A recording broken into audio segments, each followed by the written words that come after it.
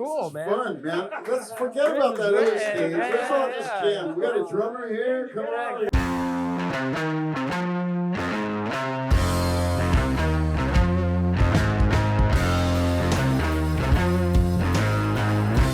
We decided we really wanted to find a way to take all the visitors that come in and talk to them and give them an opportunity for, what it's like for a musician to come in and get in the garage for the first time.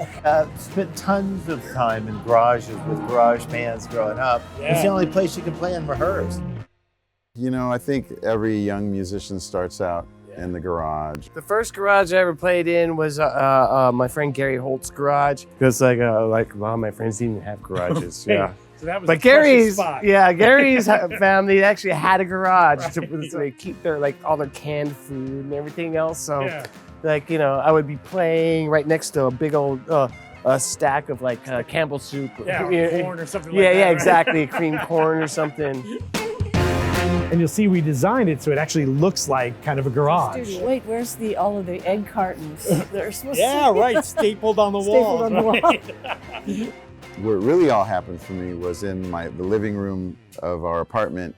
I used to use the coffee table as my stage. Yeah. It's funny because I think initially I was trying to imagine myself as sort of a drummer or a singer or a lead guitar player. And then I discovered bass. I realized that everything I was sort of grooving to and where the pulse was coming from was that instrument, was the bass and the drums and the rhythm section. I guess I got to play bass because it's funky and I like that. Where'd you get that first guitar from? I had a handful of cherry bombs, and I'd seen this kind of cracked guitar at the top of this kid's closet. So I said, I'll tell you what, I'll give you some of these cherry bombs for that guitar on the top of your closet. So he ran over and got it, came over. I gave him the cherry bombs. About 15 minutes later, all the cherry bombs are gone. But I got a guitar. Right. When me and Ann started first playing after we saw the Beatles on Ed Sullivan, it was a call to duty in the culture. Yeah. And they had guitars. We went to our bedrooms or a stairway Yeah, that had some echo in it with our acoustics. And, mutated from there, we started trying to write songs, which were really terribly bad. You got to start somewhere, yes. right? So the whole idea here is that anyone can walk in, whether they've played an instrument before or not. And we really wanted this to be as authentic as possible. Nice. Heavy, right?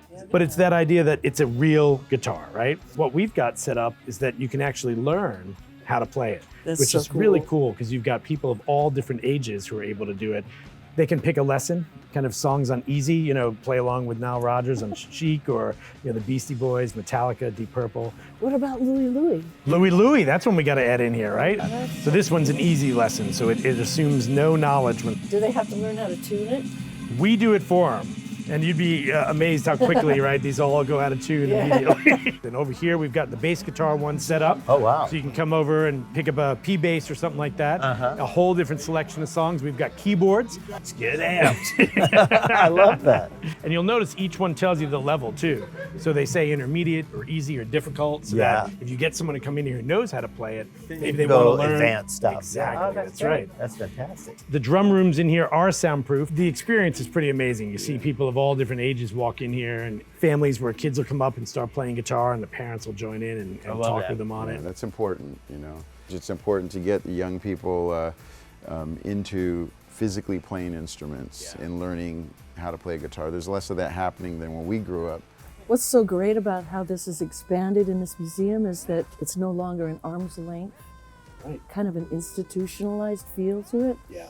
It's humanized and people can walk in here and some teacher will show it to them. That's right. So the staff here is our teachers too. Yeah, in Which fact, is we call awesome. them teaching musicians. Everyone That's who works so in this good. garage area. Over here, we've got our acoustic lounge. Oh. So this is where you can come in, you can hang out. The whole idea was just make it like the comfy living room. We've got everything from Gibson, a Hummingbird, Martin guitars, acoustics, even ukuleles, which we see a lot of families pick up and just kind of jam on and have a good time.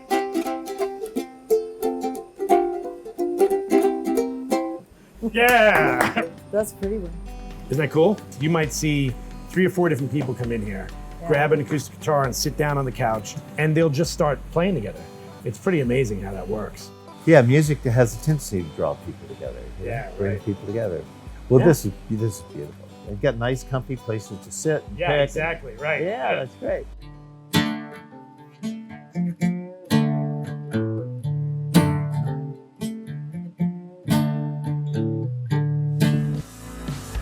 This is the room that we call the jam room. And when you've graduated from the lesson to hanging out in the acoustic lounge, you can come on into the jam room. And we made sure this room had all the real stuff in it, right? Right. So this is sort of the chance for musicians who come into the garage and play with our staff who get to hang out and jam. Great. Yeah. I think this is so good for the culture. There's something missing that's the realness of this.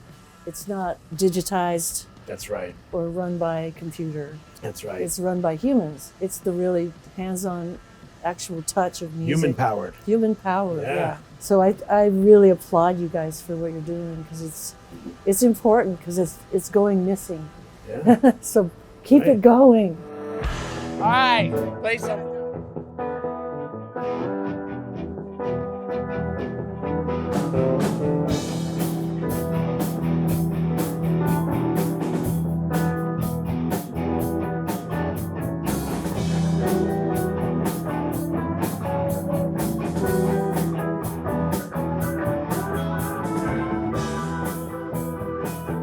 I got a call from the CEO of Gibson Guitars. Yeah. He says, Don, this guy's playing the guitar solo from Hotel California. Just spot on. Yeah. And I said, well, yeah, I've heard a lot of people do that. He says, this kid's 8 years old. So I said, give me the phone. Put him on the phone. I got to talk to him. I said, I didn't even start playing until I was 10. I joined a band after I kind of went to college for a bit, Yeah. became heart, and saw, join the army, see the world kind of. Yeah, thing. right. Enlist, right. You find your tribe, basically. You find your tribe of people, and then you just see where it leads you. Being in a band for me was like being in an adventure, and the instruments were kind of like driving the adventure along. The quote, "Have guitar, will travel." It's like your instrument is your magic carpet, Absolutely. I remember being so excited and enthusiastic about jamming with people. I would get on my 10-speed bike and I'd have my bass case over here and my amp over here. And I somehow was able to balance everything and get, a mile or two down the road to jam. And there was just that excitement and it was very pure. That's a powerful thing,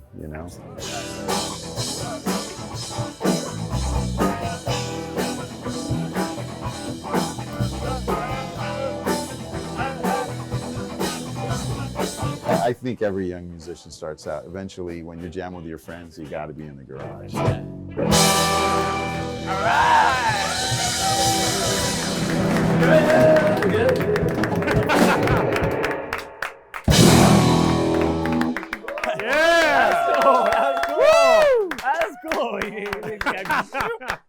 That was fun.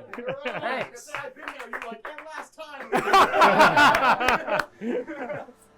All right. I'm glad someone played something.